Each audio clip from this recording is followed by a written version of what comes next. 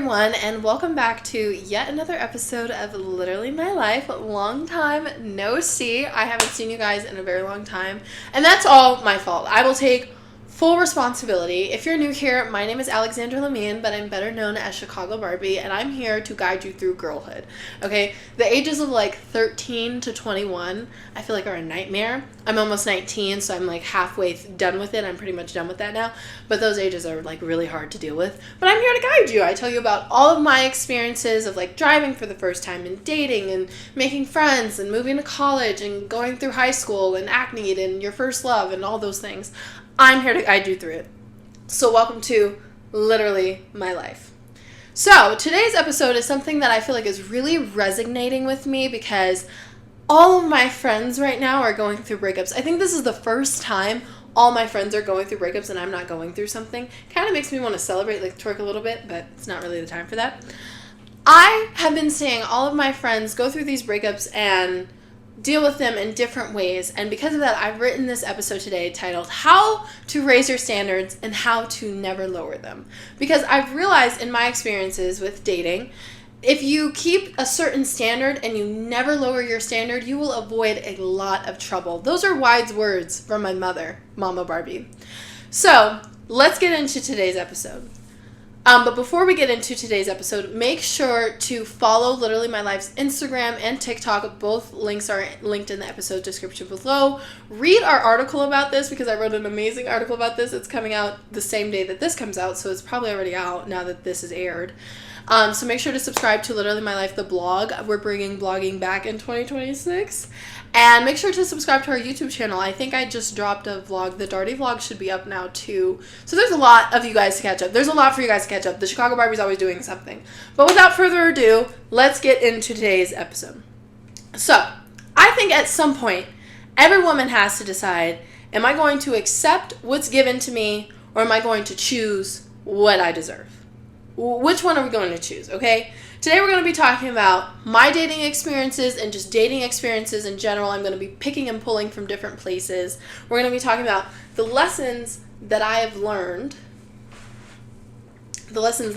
from dating, and how I've learned to choose myself over any other person in any situation or relationship. This is going to be a great episode. I can feel it in my bones, so let's get into it. So our first segment is titled The Illusion of Potential. Now, we're all guilty of it. We meet a guy, we think he's great, and we totally fall in love with their potential.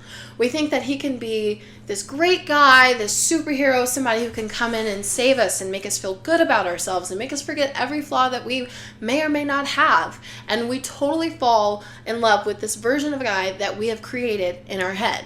And then when they start to act like nothing that we have created in our head, there becomes this issue because we're battling the person that we want them to be and the person that they are. Well, this is where you're going to stop getting your feelings hurt because we're going to stop falling in love with potential. Once I stopped doing that, dating got so much easier for me because like you stop creating these romanticized versions of men in your head and you actually like don't have any expectations. That's my best piece of advice. Go into something, when you meet a man, go into it with no expectations. And when you have no expectations, your feelings can't be hurt because you don't know if this is going to be a great guy or if this is going to be a bum because you have no expectations for the situation. Now, I used to date for potential. I used to date for not reality. It was horrible. I used to do it though. And I would go into these situations with very high expectations because I would meet someone, I would think they were so great, I would come up with all this potential in my head and make them a person that they just were not. They were not this person, but I made it up in my head, and my feelings would always get hurt when they would do something that I felt did not coincide with the person that I had made up in my head. And talking about this now is like, wow, I never realized how delusional I was until I'm speaking about it on a podcast that everybody in the world could listen to. But hey, I think we already know I'm a little delusional. But I'm going to talk about some dating experiences that I've had where I have romanticized potential to make you feel a little bit better about yourself. So let's start with I've only in my life like really, really liked 3 guys, I feel. that's up for debate. We can ask my best friend, but I feel like I've only really liked 3 guys. And so let's just talk through them. There was one who talked a big game, but never showed up. There was one who wanted access without commitment. And there was one who was inconsistent but charming. And I allowed them all to have access in my life. And when I finally learned to walk away from them, when I finally learned to not fall for their potential or how good or bad that they could be, my life got so much easier. Because I realized, hey, you know what? This person may have the potential to be an amazing person, an amazing boyfriend, an amazing partner. But if they're actively making, because every day you wake up and you don't talk to that person or you don't behave the way that you should behave to please the person that you're with, you're making that choice. So if they're waking up every day making that choice to not be with me or to not do the things that they would need to do for us to be together, then why am I holding on to you? Because I think, in my head that something could work out. Because I think in my head that we could be together, that maybe one day things might be perfect. That's ridiculous. I just realized how ridiculous I sounded. I now realize, and this does not only go for dating, I also take this much into my friendships. I've learned to take people at face value. My grandmother, shout out to my Gigi, I love her, she listens every week. My grandmother used to always tell us when people show you who they are, believe them. And that is so true. I never realized how true that was, but it's so true. When people have showed me who they were, I've never believed them because I've had this potential and I've romanticized them and I'm like, oh, they must be this great person or whatever, and I don't believe them. And so when they show me and show me and show me time again, I would continue to give chance after chance after chance after chance, like just looking like an idiot, because I believed that they could be this person that they're not. Well, I think you get the point. I don't want to beat a dead horse. We're going to learn to stop falling in love with potential and fall in love with who people are. When someone shows you who they are, believe them. I've started doing that in my life. I talked about a situation on the I Love Me More episode. If you haven't watched that episode, go watch that episode. It was a really good one. Where I met a guy here in college and I thought he was really cute and we were starting to enjoy each other and I had a lot of fun with him. And there was nothing explicitly wrong with this guy. He wasn't like a horrible guy. He wasn't a liar, a manipulator, none of those things, right? But he was doing things that were causing me to not behave like myself. And I felt like he wasn't aligning with the person that I see myself with in the future. So I just let him go. Did I want to let him go? No. Did I want things to pan out the way that they did? No. Was I sad about things? Yes, I'm human all the way, and those feelings are so normal. But I just realized, I was like, there's nothing that I can really do logically to change how he feels. There's nothing I can do to change this situation, even though it's sad. The only thing that I can do is choose myself. And even though there probably was potential for us to maybe try and talk things out or be together or whatever could have happened, I just let go of that potential and I chose myself. And can I tell you guys, I've been very happy since I made that choice. Okay, let's transition into our next segment. And I'm using you guys know I always use my phone for this. I am so bad at memorizing outlines. Listen, I am no Mel Robbins. And this is really sad, little brief break. I have been doing the podcast since 2024. I've been doing the podcast for so long, and the fact that I am not good with outlines and scheduling is crazy. I feel like I was so much better at getting a podcast to you guys every single week back in high school for some reason, when I was doing everything on my own, filming, editing, producing, marketing, literally doing it all on my own. Now I have help with all of those things and I'm still really bad at it. I'm actually really bad at it. But that was my New Year's resolution. I want to give more into literally my life. I want to do better with that. So don't worry. New episodes coming. A consistent filming schedule is coming. We're going to tease you more. I'm going to post on our Instagram more. I promise. That's something I'm working on this week. It's almost Holy Week. That's a vow I've made to myself. Okay, let's transition into our second segment. Confusion is your first red flag. I heard one time, I don't know if this was from divorce court or the internet or a person around me, but I heard one time somebody say, if a man likes you, you know, If he doesn't like you, then you're going to be confused. And I always was like, okay, well, I would make like excuses or whatever. And then when you like finally experience a guy who actually likes you, you're like, oh, this is what it's supposed to be like. There was a guy who liked me back home. I didn't really like him back, but it's okay. He doesn't watch these. But he would call me every single day, guys. I'm not even kidding. Every single day without fail. I would be like, well, why are you calling me? And he would call me every single day. And the reason I bring this up, like, not that that's the biggest deal, but we weren't together or even in a talking stage. And he would call me every day to see if I needed anything, checked on me. And he actually threw me a little bit of a going away party before I went to college. I've never talked about that on here. But I realized I was like, oh my God, that's what a guy acts like when he actually likes you. They like won't leave you alone. So if a guy is acting distant or weird and you can't like read him, then he doesn't like you. He just doesn't like you. And it's nothing against you. That doesn't mean that you're not a wonderful or beautiful person. It just means that he's not that into you.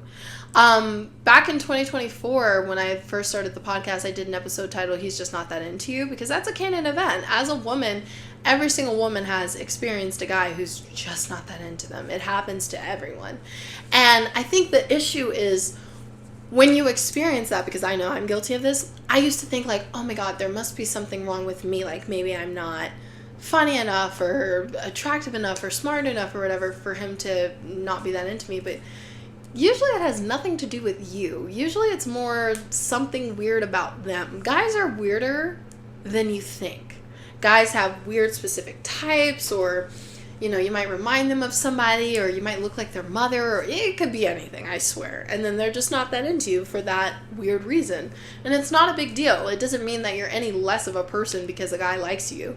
I mean, I was living like that and I was thinking like that about myself when I was living for like male validation. But once I started to live for my own validation, now like if a guy's not that into me now, like the situation I just talked about, it didn't hurt my ego. It didn't hurt me at all. It didn't make me feel like any less of a person or any less of a woman because he wasn't that into me. He just wasn't that into me, and that's his problem, and it really has nothing to do with me.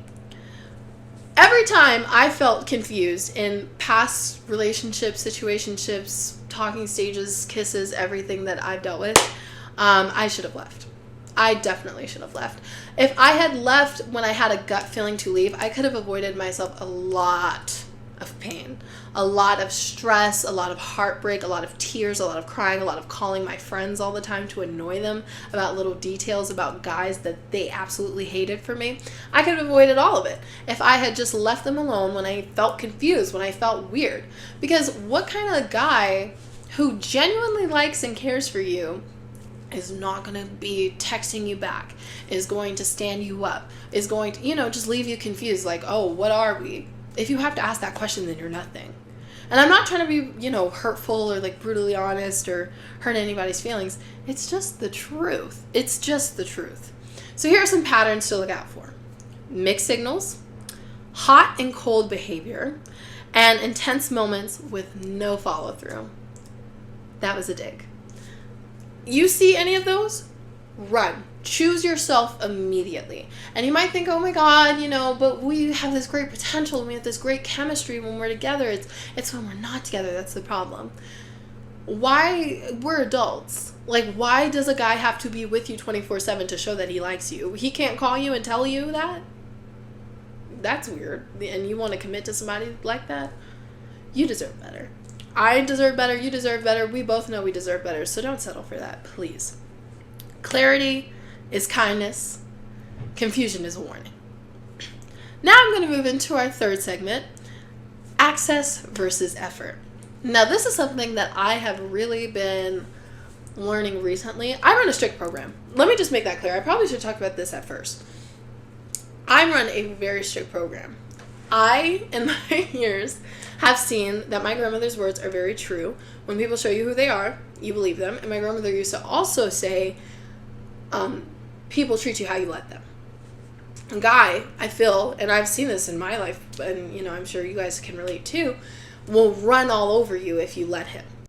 You let a man think something is sweet, and that man will open up a bakery. I'm telling you, men will run all over you, and women will too. But I'm just saying, if you give a man a chance to walk all over you, they're gonna take that chance. And this is coming from me. I've noticed that I have a sweeter heart and a sweeter disposition, and that's why I think I guard myself so much these days. Little story time for our new listeners.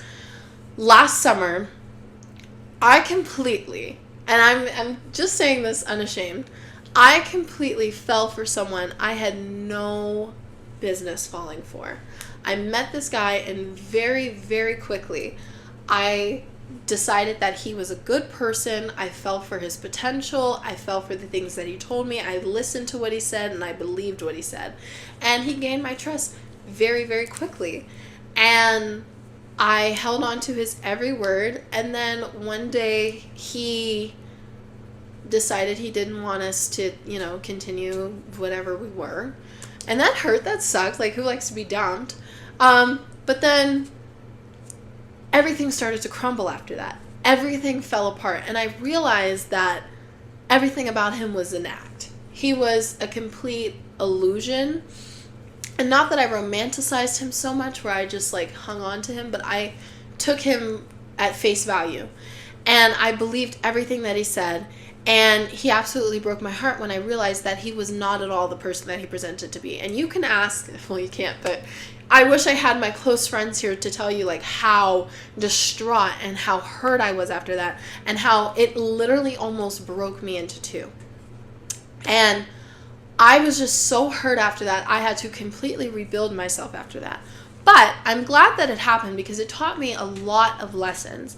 And the biggest being this access versus effort thing. Because I look back at this situation and I hung on to his words and I didn't hang on to his actions. I mean, looking back on it, he never, I live on the north side of Chicago. He lives on the south side. That's really specific. I really hope he doesn't see this.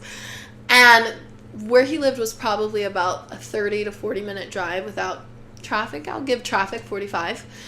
And he never, ever made efforts to come see me.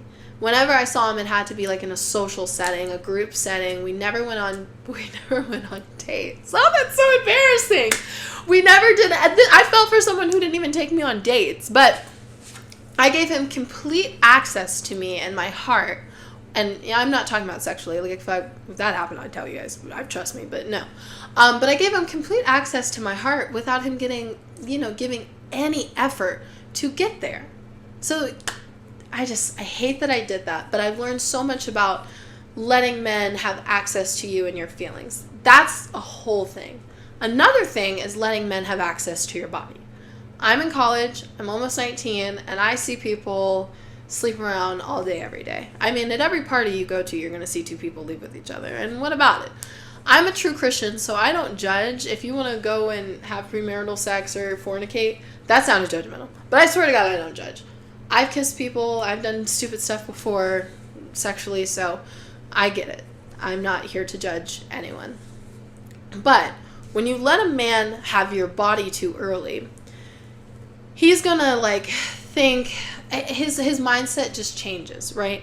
And it's going to be if he can have you easily, he's not going to value you deeply. So when you hook up with a guy because you're thinking, oh, this is going to bring us together, it's such an intimate experience, we're going to bond with each other because sex is the most intimate that you can be. That's not true. And I hate that so many women give up their bodies in order to be liked. Sex is truly an intimate thing. I'm not downplaying that, but I think that, and this is my personal opinion, I think a lot of people confuse sex with intimacy. I think laying down and cuddling with someone and talking to someone is so much more intimate than sex. There are so many more intimate things than laying down with someone. You can lay down with anyone, but it's really a lot to get to know someone and get to know someone's heart and their character. I'm a big fan of Sex and the City. I love the girls on there, but they're sluts. I love them though, but they're slutty. And usually they find out these weird things about these guys that they date. I'm on this episode where Carrie's dating this guy and then she finds out he's an alcoholic. Or Charlotte, slept with this guy at a wedding. and then found out that he was a complete mama's boy. There's something weird about every guy you go out with, and usually most men won't make it past 2 or 3 dates, and then once they do, they usually become your boyfriend. There's a science behind that, I promise. And what I realized is if they just held out sometimes and didn't sleep with every guy that they meet, they could realize the weird stuff a lot sooner and save themselves a body. But it's called Sex in the City, so I get it. But you get what I mean? If you just hold your body and treat it like the temple that it is, you can probably get to know a guy a lot better once you hold off. If you I'm going to give you a challenge. Go out with a guy 5 times before sleeping with him. My grandmother's going to watch this and freak out because she's going to be like, in my day, you had to wait till you got married, which is what you should do. But I'm trying to appeal to the younger generation, Gigi. Go out with a guy 5 times. Do not sleep with him. Do not talk about sex. Do not be intimate. I would try to say hold off on kissing.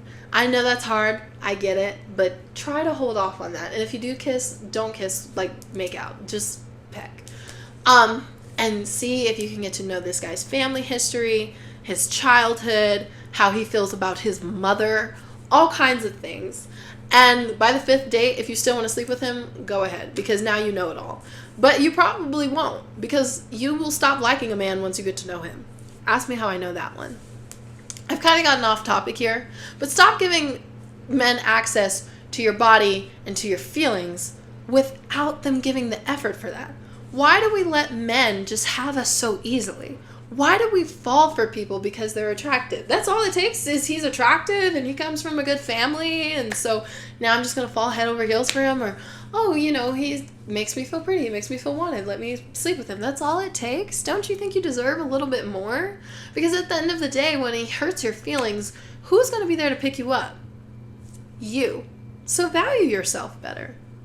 Okay, let's move into our 4th segment, the power of walking away. This is probably my favorite segment because, let me tell you, I have turned into Samantha Jones when it comes to walking away. You guys ever seen that episode of Sex in the City where Carrie's dating that guy who still lives with his parents? And she tells Samantha, and Samantha's like, oh my God, dump him. Here, use my cell phone. Yeah, that's what I've turned into. My life completely changed when I stopped asking, why him? And started asking, why not me? Why can't I choose myself over this horrible, horrid situation? Now, I'm no stranger to situationships and romantic situations that make you feel like the butterflies. I mean, it gives you such a high, I don't know why anyone does drugs.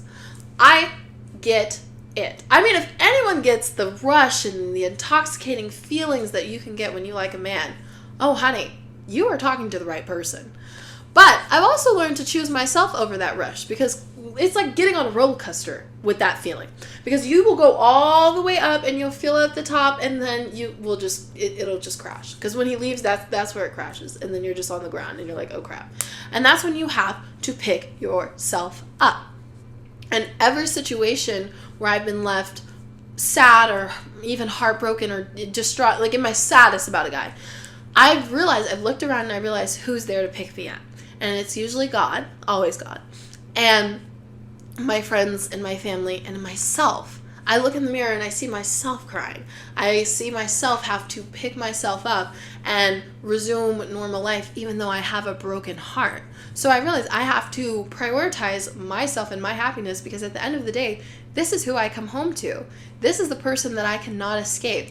This is who I live with all the time. You guys know that I live alone now, right? So I spend a lot of time with myself. And that's why I have to put her first, because I can't escape her. I've tried, trust. I can't escape her. So how can you put yourself first? Well, there are many, many ways. And I'm not saying become a selfish, self-absorbed. Don't do that. But I'm saying that you have to learn to stop giving yourself out so easily, like we talked about in the access segment.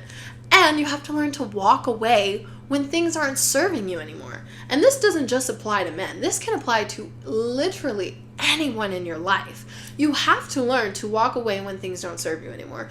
And the biggest reason, and I talked about this a lot last week, this really coincides with our Love Me More podcast episode, so please make sure to go check that out. The biggest reason being, You may love a person, you may love your friendship with a person, you may have been friends for 10 years, you may have been dating a guy for 7 years and you want to get married so easily or whatever, but you have to love yourself more. You have to love yourself more than any person, than any memories, than any feeling, than any relationship. You have to love yourself more and prioritize yourself. I've been learning to choose myself over chasing, over explaining, over accepting less, over settling, over all of those things, because even though those things can give you a rush and give you a high and give you a guy that makes you feel good for a while, I'm still, at the end of the day, I'm still stuck with myself. And, I'm a more sensitive person than I let on. Things will definitely weigh on me and I won't show it. I'll definitely still continue to go on with my life and, things will weigh on me and tug at my heartstrings, and that hurts. And I have to protect myself and protect my heart. So when you start to do things that I find does not align with the person that I want to be with, I walk away. You just have to walk away. And I'm not saying that you cannot communicate with your partners. It's a case-by-case bias. But I'm saying in general, for example, the guy that we're talking about, I met here in college. I liked him and I thought that he was really bad at communicating. I thought he was really bad at communicating. And we had a conversation about that, and he promised me that he would communicate better. And I was very happy that we were able to have such a great adult conversation about it, and I thought things were going to go well, and I took him at his word. And I gave him another chance to communicate things better, and I saw he didn't. And then I saw that he continued not to. And I said, okay, well, I've already addressed that this kind of behavior makes me uncomfortable. I've already addressed that I don't like when you don't communicate with me. And now I find myself reading into you. Now I find myself, instead of writing podcast episode outlines and working on my sports stuff and working on the websites and all kinds of stuff that I'm supposed to be doing, now I find myself calling my friends and being like, well, what does this mean? And reading into your text and waiting on your responses because you cannot communicate. So guess what I did?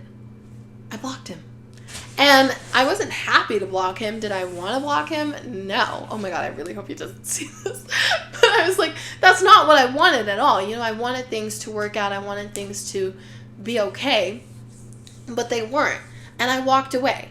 I wasn't going to sit there and beat a dead horse. We've already talked about it. We already sat there and talked about our communication. We already talked about us communicating with each other better. I held up to my end of the deal. You didn't. You're cut. You're not going to sit up here and turn me into somebody that I am not just because I have a little bit of feelings for you. Not going to happen, because I love myself a whole lot more. And I'm going to choose myself every single time. So I walked away from the situation, and I cannot tell you the peace and the clarity that I have had since he's been gone. And I think a lot of people stay in situations like that because it gives you such a rush and such a high, and I get it. One time, I'll share this with you guys. One time I went to a party with him, and, well, not with him, but I saw him at a party. And this was around the time I was trying to trying to feel him out and see if he was going to start communicating better.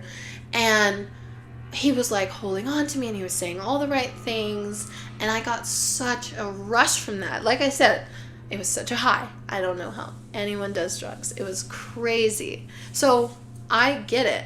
But then afterwards, when he started to act stupid, I felt myself go in this downward spiral. I saw myself turn into somebody that I did not recognize, and that's when he had to go. That's literally when he had to go. And I walked away. I chose myself over the high. I chose myself over the rush. I chose myself over the over-explaining. And I promise I'll do better. And giving all these chances, I chose myself. And a lot of people really think oh, you're going to be alone and you're going to be so lonely and whatever. Being alone doesn't always constitute being lonely. I've been alone since my sophomore year of high school. And I am not lonely in the slightest. I have so much love in my life. Maybe romantic love isn't in the forefront, but I have a lot of love in my life. I have amazing friends. I serve an amazing God. I have an amazing Gigi. I have an amazing family. I have an amazing life. So even if romantic love isn't in the forefront of your life, maybe it's not supposed to be in the forefront of your life right now. Maybe romantic love is something that'll come on later in life. Who knows? But what I do know is that you have to learn to enjoy your own company, that you have to learn to prioritize yourself and your standards and your boundaries so that you're not ending up falling in love with every man that you meet, because I used to do it and it sucked. Let's move into our 5th segment, raising your standards. This is the shift. This is where things are really going to change for you. Okay, listen very carefully. Here's what happened when these are all the standards I've changed. I wrote them down, okay? I stopped romanticizing the bare minimum, and I also changed my definition of the bare minimum. I started expecting consistency. That is something that I will not negotiate. And I valued my time and my energy so much more than I used to. And that has changed my love life and my life trajectory so much. So the first thing that you need to do is define your standards. What do you want in any kind of relationship, romantically and platonically? And familial?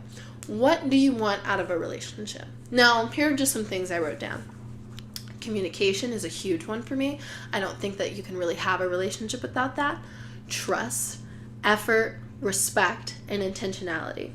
Now, those are just a few things that I wrote down, but you should just take your journal. Do you have a journal? You should have a journal. If you listen to this podcast, you should definitely have a journal. I love journaling. Get your journal out and just write down some standards that you want to have and that you would want in a guy or in a friend or in your family or whatever, and just write these things down. And remember these things. This is what this is what the kind of people like I want to spend time with. This is how they act, and these are the things that they value. These things have to be mutually important to the both of you. Those are that's the way things will most likely work out between you guys. That's how you'll find out if you're compatible. But we'll get into compatibility next week, because that's something that's been weighing on my mind, compatibility and the concept of soulmates and all that stuff. I really actually do want to talk about that, but we'll talk about that later. So these standards are things that you should never, ever, ever lower. Ever. So once you've defined them, you have to make a promise to yourself that you will not lower these standards. Because once you lower them, oh honey, there's no turning back. It's like, I'm in college, right? It's like when you start skipping classes, oh honey, there's no going back. There's no going back. That's why people recommend that you don't start skipping. Because if you I don't skip class for my family that watches this. I really don't. But once you start skipping classes, oh, no going back at all. Because you're going to continue to skip because you know what it feels like. You feel comfortable with it. You feel like you can get away with it. So you're just going to continue to skip your classes.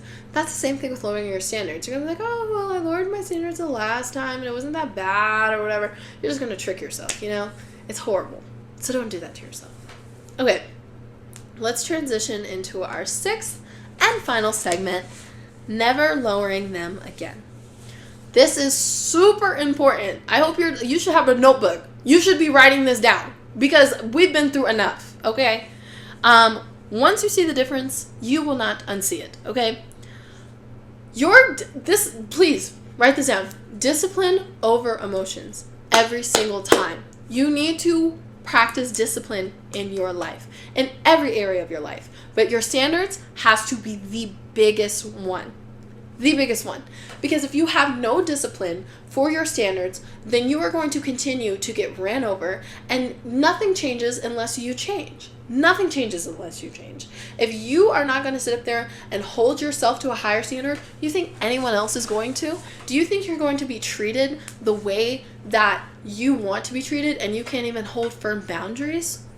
Girl, you deserve better. You know you deserve better. You have to shift into loving yourself more than anything. I know we just talked about that, but when you love yourself, you hold yourself to a higher standard. And when you hold yourself to a higher standard, discipline naturally comes into play because you're like, I can't let myself slack. I can't let myself lay off. I can't disrespect myself like that. I just can't do it because I deserve better. Also write this down. Don't fold just because you like someone. And what does it mean to really like someone? Do you have to really, truly have feelings for every guy that you meet? I mean, we talked about this a couple of podcast episodes ago. Just because you meet someone and they're attractive doesn't automatically mean that you guys are compatible and that you guys will have a long-lasting relationship. It just means that they're attractive. Stop reading into those kind of things. What does it mean to really like someone? You know, the way that I am, this is how I look at things. This is how I am with guys, and then I'll leave you guys with this. I meet a guy, and let's say we meet and we hit it off and I think he's cute. Great. We're having a great time. But I do not let myself get my feelings and my heart completely trusting and involved until I have seen from this guy, and this usually takes a while, that he deserves access to my feelings and my heart. And you can show me in multiple ways, but it's usually through consistency and discipline with your standards. And once I see, okay, this is a guy who has integrity, this is a guy who loves the Lord, this is a guy with morale, this is a guy who values me, then I'm going to open up my heart. Then I'm going to be more trusting and loving and, do things that I probably wouldn't do if I didn't care about you. But don't fold or forget your standards just because you like someone, because you like yourself more now, remember? You don't lower your standards to keep someone. I want you to remember that, okay? You raise your standards to find someone better. And sometimes that someone better is yourself. I'm just saying.